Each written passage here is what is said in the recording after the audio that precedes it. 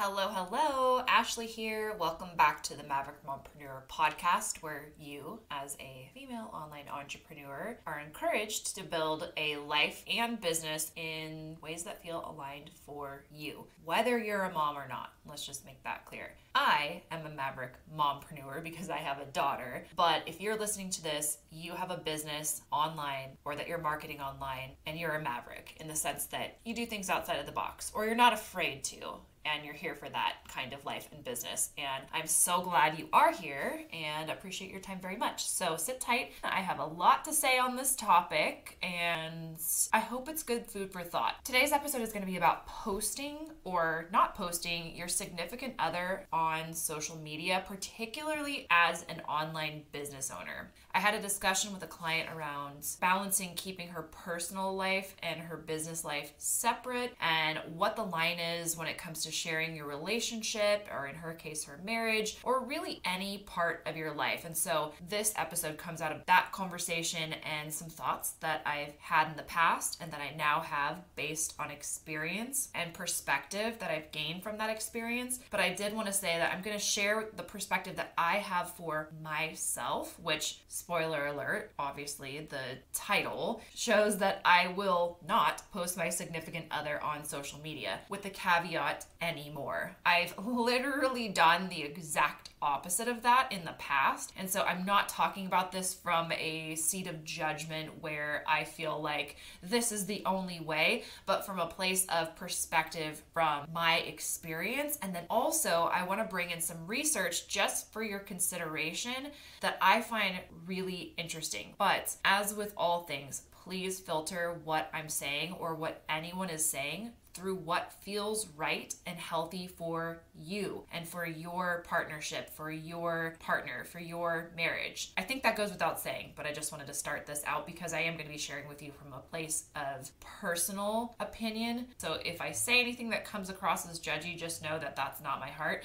And really, I just want this to be food for thought based on something that took me a lot of learning to get through. Okay, so let's get into it. Before we get started, I wanted to read the most kind review of a one-on-one call from Allison Lowe. She's amazing. I had such a wonderful time working with her in an intensive one-on-one session, and she shared afterwards in our Elevate Academy Facebook group. I wanted to share and post as I had my first one-on-one coaching call with Ashley on Friday, and I really can't thank and praise her enough. In an hour, Ashley was able to literally put on paper all my business ideas and thoughts. Giving my brand clarity, direction, and focus really doesn't seem to do the call justice. Thank you so very much. I cannot wait for the content creation course to start, and of course my next coaching call. I cannot recommend and thank Ashley enough. I'm so excited and literally just watch this space. We just need to sort this time difference out because she lives in the UK. So thank you, Allison, so much for that review. I have been enjoying working one-on-one with clients in shorter term spurts versus the longer term. And so depending on my schedule, I may or may not have availability, but if you are looking for support in getting clarity on your brand, getting direction on your brand, in creating a website with SEO for your brand, creating sales funnels on that website for your affiliate or social selling products, for getting your systems on point so that you're not spinning your wheels constantly when it comes to content creation, all of the things, I am here to help. And if you're interested in more one-on-one support, you can always direct message me on Instagram at Ashley R. Latimer. You can also go to elevatedwithashley.com and check out my website there. Elevatedwithashley.com/courses has links to courses, and there's also a coaching tab, and you can find out a little bit more information there. But I would love to work with you and have the opportunity to help you to refine, define, and elevate your brand. So let me know if I can be of help. Okay, back to chatting about whether or not we're posting our partners on social media. So let's start out with a few general reasons why someone, an individual, might choose to not post their significant other on social media. Because this goes without saying, the positive reasons someone might choose to post post their significant other on social media are to give them attention, to give them public praise. It's like a public display of affection, to meet their partner's love language needs. Of course, it doesn't have to be a bad thing to appreciate your partner online. Of course not. But there are a few reasons why someone might choose not to. First, obviously, respecting your partner's privacy and preferences. So you may have a partner, or you may be the partner that doesn't want to be in the public eye. Although for you listening, that's not an option for you. You have a business, a storefront that's online. So this would be, from your perspective, your partner having that preference to be private, to not have themselves or their relationship shared online. They might not feel comfortable with that at all. Their personal life, your marriage, your partnership, being shared on social media. Secondly, some people feel and believe that sharing too much of their personal life online can actually put their relationship at risk or ruin the intimacy that they have, the intimacy of their bond. There are some people out there who literally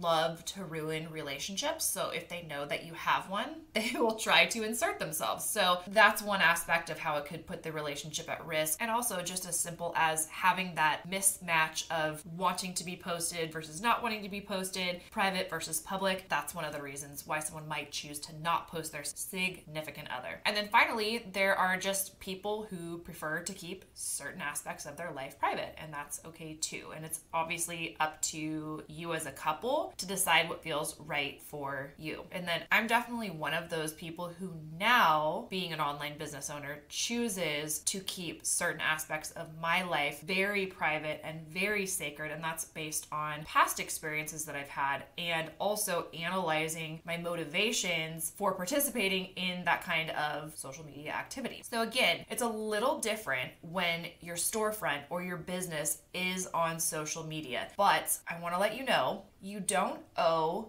any part of your life to your audience. If you would like to share about your partner, that's great. If you're a lifestyle brand and you share all the things and that's just part of what you do and your partner is on board with that, that's one thing. But you don't have to. You don't owe anyone access into every area of your life. Just like people choose not to share their children on social media for a certain set of reasons and other people do, and there's no necessary wrong or right, there's pluses and minuses. The same in this situation. So let me give you my current status. So this is as much as you'll hear me talk about my relationship, but again, this is not on social media, and this is hopefully a good case in point for this topic. So right now I am, praise the Lord, in the most healthy and connected relationship of my entire life, and I'm almost 40 and I've been through my share of relationships, and this is completely different and I'm in such a good place with it. But I will never share him on social media, which is basically the opposite of anything I've experienced before. But first, let me say the first reason and the number one reason that I will never share him on social media is because it's his preference. He is extremely private and has had to be extremely private. He does not have social media, and I respect both of those things very much. So even if he did, or even if I didn't feel the way I do about sharing my significant other on social media, I wouldn't, because of his preference. That's not something that would make my partner feel loved. If it did, that would be something that I would have to consider, whether or not my boundary around not wanting to post significant others on social media, if that's something that I could loosen up. But luckily for us, that is not an issue. I don't want to, he wouldn't like that. We haven't even had the discussion. I just know this. So even if he did have social media or wanted me to share him on social media, I wouldn't. I did date someone for quite a while, and I also didn't post about that relationship or that person, but that was based on an entirely different reason, more on the instability of that relationship and being pretty sure that I didn't want to look foolish, or at least as foolish as I actually felt in real life, for at that time allowing someone to basically discard me and then allowing them back into my life and rinse and repeat. I didn't want to tee myself up for the inevitable embarrassment upon breaking up, which ultimately did happen. So live, learn, grow. I learned a lot through that experience. And this brings up the question when it comes to this topic of what to do with the posts that you do post after a breakup. And I don't know if you've experienced this. I certainly have, especially as an online business owner. Do you keep those posts up? Do you delete them? To me, it's almost like a lose-lose type of situation, because if you delete them, your audience might be asking you about what happened to your relationship and you might not want to discuss it. But then if you keep up the old pictures, then it's a mismatch of where you're at in your journey as it pertains to partnerhood. And then, not that you owe anyone an explanation of your relationship status or your marital status, but still, if you're in the public eye, you have an audience, it just creates discomfort and questions may come up which you don't have to answer because boundaries. But in my opinion, that's not something that I want to open myself up to ever again. Interestingly, I've been doing some research on this topic. There is some research and it's published in the Personality and Social Psychology Bulletin. An active unwillingness to post pictures of your partner may be a sign that you or someone else has an avoidant attachment style, meaning that you or this person typically withdraws and disengages from your partner regularly as opposed to giving them the attention that they might want. This is not my motivation, but there are people who don't want to post. Really has to do with their avoidant attachment style, and that doesn't feel comfortable to their nervous system, which of course we want to respect. We all have different attachment styles, and this to me made a whole lot of sense in the context that I've experienced this in. You don't have to post your partner if your partner does, or vice versa. That's a conversation between two people and communication about what feels good and healthy, but maybe these will give you some questions and things to think about as to what feels like a healthy reason for or for not posting your significant other on social media. That took me about 10 minutes of thinking through talking to get to that conclusion, but that's basically what this comes down to. You want to have a motivation check as to why you post or why you don't, and why that feels good and healthy for you either way. What I've learned from the past is that I would, if I were to post a significant other online, I would be posting in part, no matter how healthy and healed and independent and detached from other people's opinions I am, I think that there's a slippery slope of validation seeking that happens when, for me and some other people, we post our significant others. And it can be a mask for reality, whether we think of it that way or not. I want to make sure that things in my relationship feel good based solely on the connection that I have with this person, and not what other people's opinions or validation about, oh, how cute you look or appear to be together, or how often he posts about me or I post about him, and the way that it's curated to look. I so strongly want that not to be a part of that intimate relationship. So that for me is the number one factor, aside from this particular partner that I have wouldn't appreciate it, and I wouldn't want to trample someone else's boundaries that wouldn't appreciate that. But no matter who it is that I'm with, really want that one part of my life private and sacred, especially as an online business owner. So much of the rest of my personality or my life is public. And of course, caveat that whether you're an online business owner or you are not, all of our social media is curated. We are not seeing a live stream drone following around every person through the good, bad, ups and downs, ugly. We're not seeing that. And of course we're not. No one would want to watch that. Well, I mean, maybe. It's not a dig at someone if they don't share all the parts of their life, but just keep that in mind. What you see is not the full picture of anything, and particularly not with relationships. So anyway, with my current relationship, I do feel very confident that there's not a gap that needs to be filled with the validation of other people telling me that we're good together. Because literally, I've made it that way so that I can assess based on my own in real life experience, my own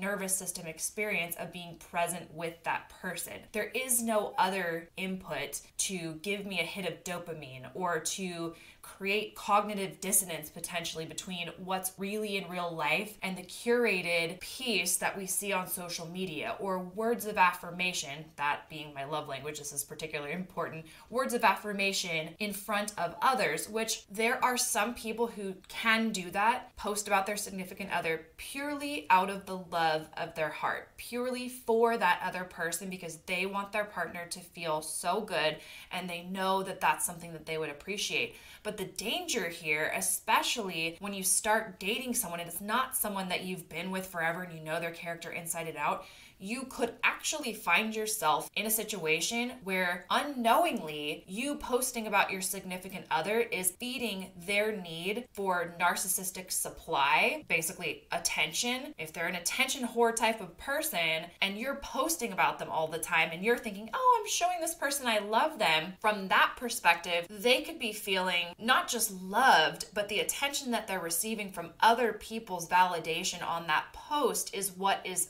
filling them up, not you. You are not enough for them.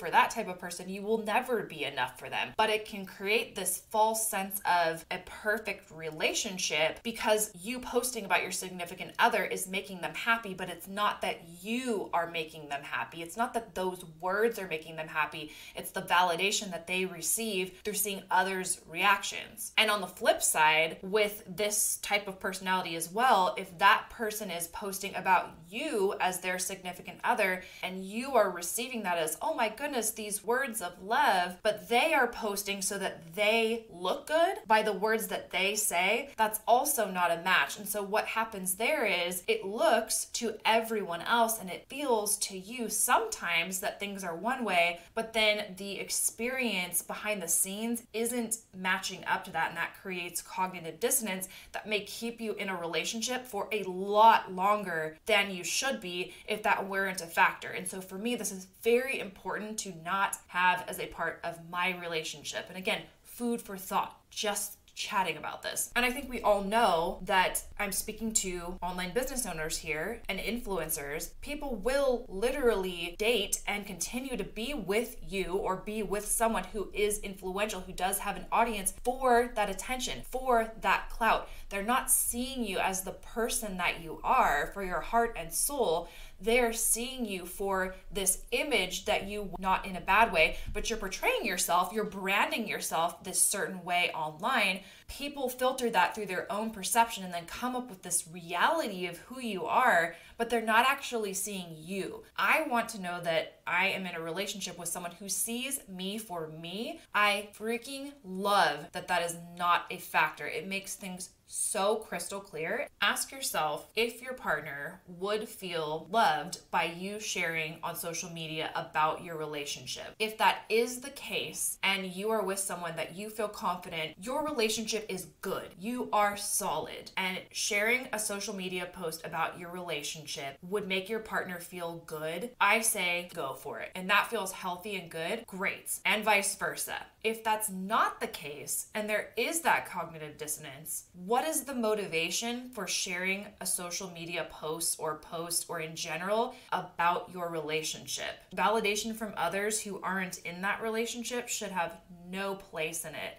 And it's really easy to do. This could be different if part of your personal brand and your brand content pillars is, say, marriage, divorce, dating, etc. You may share about your partner, but you also may not. Again, that's your choice. I don't care what your content pillars are. If you don't want to share about your partner on social media, you don't have to. You don't owe that to anyone. Now I want to talk to you about something that is a little touchy, but again, I feel like I have expertise in this because I've been the person who's done this. Like, I've been this person. It's research backed and also personal life experience research backed. So this doesn't always apply, but I have definitely noticed a trend over the last, 2 decades. Well, 2 decades wouldn't really make sense because we really didn't have social media 2 decades ago. But ever since I can remember being online, back in the days where you had to have a college email to sign up for Facebook, the couples who post the most about each other at least the most with effusive posts, often have some really toxic-ish behind closed doors, and I'm frankly not surprised when they end up not together. And again, I've been that person, which led me to do a little research. And there is a newer study that suggests that all of this posting and boasting about your relationship on social media may be a sign or even a cause of trouble in paradise. I'm reading actually from this article right now. In a survey of more than 2,000 British citizens who are currently in a relationship, just 10% of those who post images of themselves and their partner on social media describe the state of their couplehood as quote unquote very happy. Nearly half, 46% of respondents who do not publish such posts said that their relationship was, in fact, a very happy one. So this just goes to show that just because you see someone, a couple, posting and it just seems like this beautiful, perfect, enviable relationship, that is not always the case. In fact, this study shows that that's not even typically the case. Cognitive dissonance is real, and I think that if you are not 1000% solid that the relationship that you have offline matches the one that's being portrayed online, often there is a dissonance. There are two things happening that don't align, and again, that can keep us in situations for longer, and frankly, it's toxic because it gives this impression to other people that their perfectly healthy relationship perhaps is not as good as what they're seeing online, which in fact may be quite the opposite offline. Posting public displays of affection for your partner, there isn't always one motivation for that,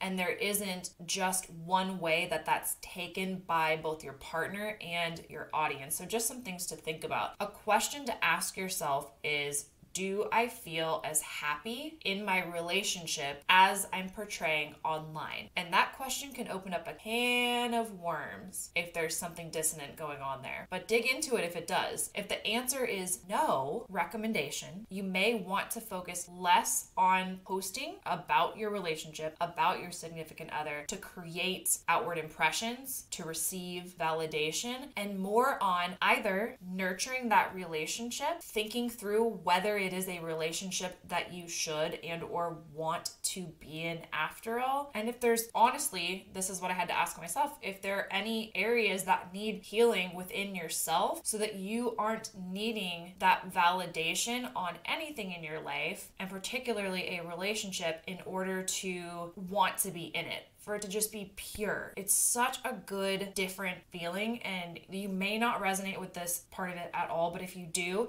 if you know, you know. And just as a reminder, since I'm gonna wrap up, I've been chatting with you for way too long about this, but a reminder that the relationships that you're seeing and envying online are not always as they appear to be. People post what they want you to see as a curated reality, and of course, that is their right. We don't need to air all of our dirty laundry. There is a line, and that line is different for everyone. But just remember that what you see online isn't the full picture, and you are not required to post the full picture. And posting your significant other on social media isn't a bad thing, but keeping it completely off social media is also not a bad thing, and it may just be the best thing for your relationship. It may be the best thing for your heart and for your confidence that you are in a relationship that's based solely upon the connection that you have between you and your partner, without the extra dopamine hit of validation for what you look like together, or how cute you seem together, or whatever it might be that people say in response. Or on the flip side, it could even be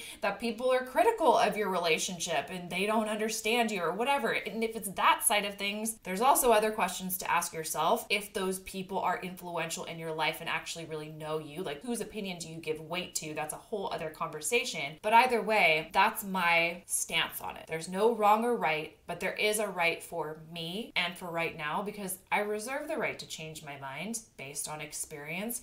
I wouldn't have shared this opinion prior to having an online business, prior to seeing what happens when you go from posting about someone to not posting about someone because you have an online business, and how that can impact things. I hope this was helpful food for thought. I would be really curious to hear feedback from you. Hit me up on Instagram. Let me know your opinion. Do you post about your significant other? Do you not? Why or why not? Is there anything that I said in this episode that triggered you to have an aha or think through something differently maybe? I would love to hear that. If you enjoyed this episode, honestly, the best thing you can possibly do if you enjoy this content is to share it on your social media, take a screenshot, tag me, let me know what you loved, let your audience know what you loved. Just appreciate you so much. Cheers to making decisions that are healthy for you, both in your life and your business. I'll talk to you next week.